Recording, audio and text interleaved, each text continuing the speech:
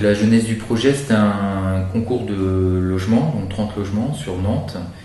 sur le secteur du Vaillant de la Chésine, que Nantes Métropole Habitat, donc le bailleur social de la ville de Nantes, a lancé sous forme d'un conception-réalisation. Donc on a répondu en association avec une entreprise générale, dans le cadre d'un projet performant, qui était évidemment un minima BBC à l'époque, tendant vers une option BPOS, donc bâtiment énergie positive. On a donc, dans le cadre du concours, parce qu'on était plusieurs équipes, 5 équipes, on a décidé de répondre en BPOS, nous directement, dans le même cadre de programme et dans le même cadre de prix, bien entendu, pour essayer de pousser la réflexion locale, voire même sur le Grand Ouest, sur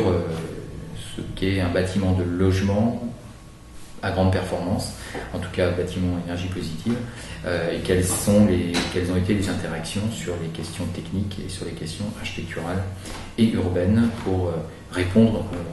à un programme de cette nature-là. Et je pense que nous avons bien fait puisque nous avons été lauréats de ce concours. Comment votre participation au concours bas carbone a-t-elle permis de mettre en perspective votre projet ? Je pense que le point intéressant et essentiel du concours bas carbone, qui est arrivé en cours de construction de notre opération, donc après le fait d'être lauréat du projet, et donc on était déjà en phase chantier en quelque sorte, a été de révéler notre ambition à nous de réussir à mettre ensemble et en commun la question de la performance thermique dans un bâtiment, de la performance environnementale même d'un bâtiment, et de la qualité de la conception architecturale et urbaine, jusqu'aux qualités d'usage et aux qualités de mode d'habiter. Je pense que les deux sujets, les deux grands thèmes, cette question de la performance et de l'habitabilité, de la qualité d'habiter, ont été pour nous, à l'occasion de ce projet, de faire la démonstration qu'ils sont, au-delà de même d'être évidemment compatibles, d'être nécessaires ensemble et de réussir à avoir cette qualité quotidienne pour les gens, puisqu'on parle de logement, on fabrique du logement, certes dans un bâtiment performant, mais c'est les quotidiennetés, nous aussi, qui nous intéressent. Et donc c'est comment j'habite chez moi, quelle lumière je reçois, comment je vais de l'espace public jusqu'à ma porte d'entrée, comment je peux voisiner, comment je peux rencontrer les gens. Et c'est toute la dimension sociale et sociétale qu'on a voulu donner au projet. Sur quelles solutions architecturales vous êtes-vous appuyé ? Donc on a essayé dans la continuité de cette idée d'en faire un projet architectural de grande qualité. On a essayé très tôt, dans le cadre de conception-réalisation du concours, de faire des choix cohérents sur l'enveloppe du bâtiment,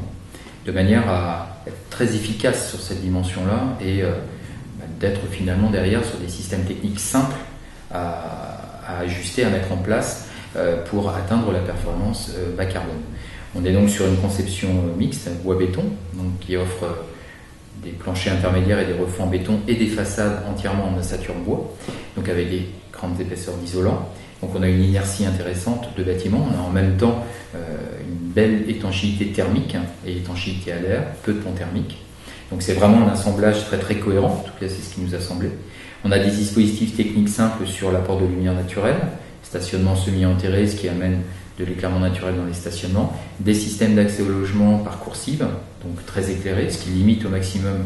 l'utilisation de l'énergie, de l'éclairage, un seul ascenseur pour l'ensemble de l'opération, des 30 logements. Et donc, suite à ça, avec une belle exposition du bâtiment, avec les façades sud, avec l'utilisation des loggias, de grandes loggias vitrées à l'intérieur du bâtiment, qui sont des vrais capteurs solaires, qui ont permis d'amener l'énergie dans le reste de chacun des logements, on a eu à proposer des solutions techniques très simples pour atteindre encore une fois la performance bas carbone avec du chauffage électrique. Donc il n'y a rien de révolutionnaire, mais c'était un peu le pari qu'on avait pris, de vraiment être très très simple pour que le gestionnaire qui est Nantes Métropole Habitat ait des systèmes très très basiques. On a en production d'eau chaude un système héliopaque qui est une sorte de moquette solaire qui est sur le toit du bâtiment, avec donc de l'eau qui passe dedans, qui est préchauffée dans le cadre de la production de l'eau chaude. Et on a le système PowerPipe, qui est la réutilisation de l'énergie des eaux grises, des douches et autres, au lieu que ça parte à l'égout, on récupère, on a le transfert de cette énergie. Et pour passer, donc ça nous donne une performance